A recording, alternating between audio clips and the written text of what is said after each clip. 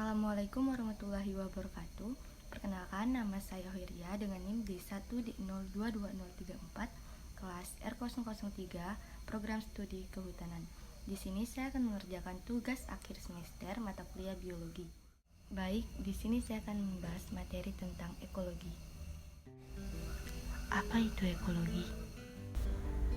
Jika dilihat secara epistemologi atau ilmu pengetahuan, ekologi berasal dari dua kata, yaitu oikos dan logos. Kata oikos memiliki pengertian sebagai habitat, sedangkan kata logos memiliki pengertian sebagai ilmu.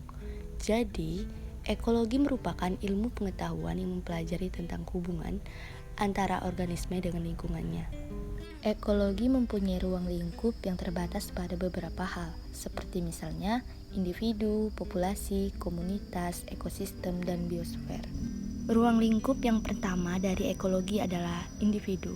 Individu adalah satuan organisme atau makhluk hidup dari setiap jenis ataupun spesies tertentu yang ada pada suatu lingkungan. Contohnya, manusia, seekor gajah, dan seekor burung. Ruang lingkup yang kedua adalah populasi. Populasi adalah kelompok dari individu-individu sejenis yang ada pada suatu tempat dan pada waktu tertentu.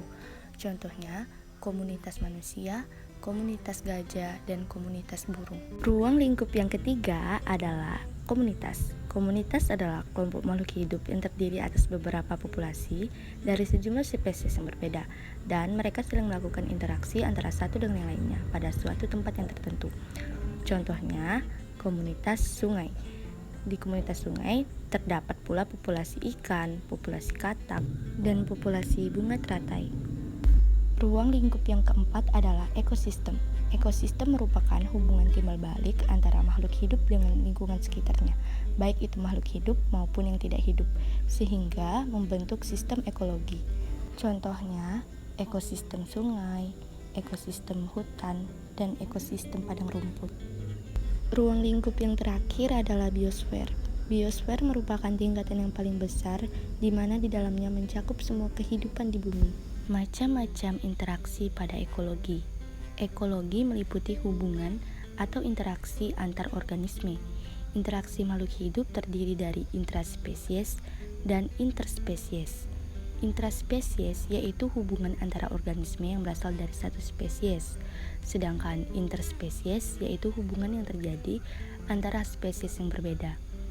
Hubungan yang terjadi pada intraspesies disebabkan karena tidak adanya organisme yang dapat hidup sendiri. Berikut terdapat beberapa interaksi antar spesies antara lain: netralisme, predasi, kompetisi, amensalisme, dan simbolis. Interaksi antar spesies yang pertama adalah netralisme. Netralisme adalah interaksi antara dua spesies atau lebih yang hidup bersama tanpa ada gangguan. Dalam hal ini, tidak ada yang merasa diuntungkan ataupun dirugikan. Contohnya, interaksi domba dan semut di padang rumput. Mereka tidak saling memengaruhi karena mempunyai jenis makanan yang berbeda. Interaksi antar spesies yang kedua adalah predasi. Predasi adalah interaksi antara spesies yang memangsa atau predator dan spesies yang dimangsa. Pada umumnya, pemangsa atau predator berukuran lebih besar dari tubuh yang dimangsa. Contohnya, interaksi antara elang yang memangsa ular. Elang di sini sebagai pemangsa atau predator, sedangkan ular sebagai mangsa. Interaksi antar spesies yang ketiga adalah kompetisi. Kompetisi adalah interaksi antar spesies yang menyebabkan adanya persaingan untuk mendapatkan makanan, tempat tinggal, maupun pasangan. Contohnya, sapi dan belalang di padang rumput. Mereka saling berkompetisi untuk mencari makanan. Interaksi antar spesies selanjutnya adalah amensalisme. Amensalisme adalah interaksi antar spesies yang satu menghambat kerja spesies lain.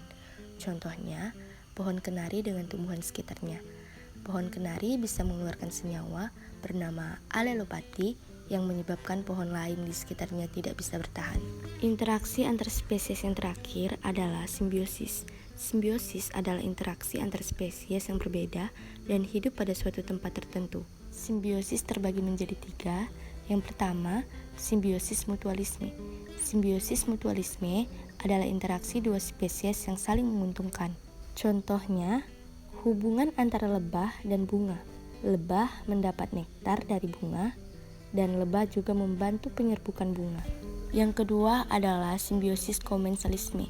Simbiosis komensalisme adalah interaksi dua spesies di mana satu spesies merasa diuntungkan dan satu spesies yang lain tidak merasa dirugikan.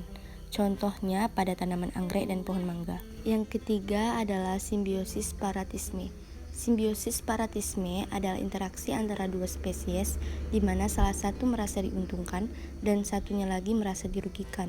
Contohnya nyamuk dan manusia. Nyamuk mendapatkan makanan dengan cara menghisap darah dengan keuntungan dapat berkembang biak, sementara manusia dirugikan dengan menyebabkan gatal di kulit. Dapat disimpulkan bahwa ekologi adalah ilmu yang mempelajari tentang makhluk hidup dengan lingkungannya. Ekologi juga memiliki peran yang penting dalam aspek kehidupan manusia. Mengapa demikian? Karena ekologi memiliki ruang lingkup yang juga meliputi ekosistem. Terima kasih yang sudah menonton, semoga videonya bermanfaat. Saya akhiri. Wassalamualaikum warahmatullahi wabarakatuh.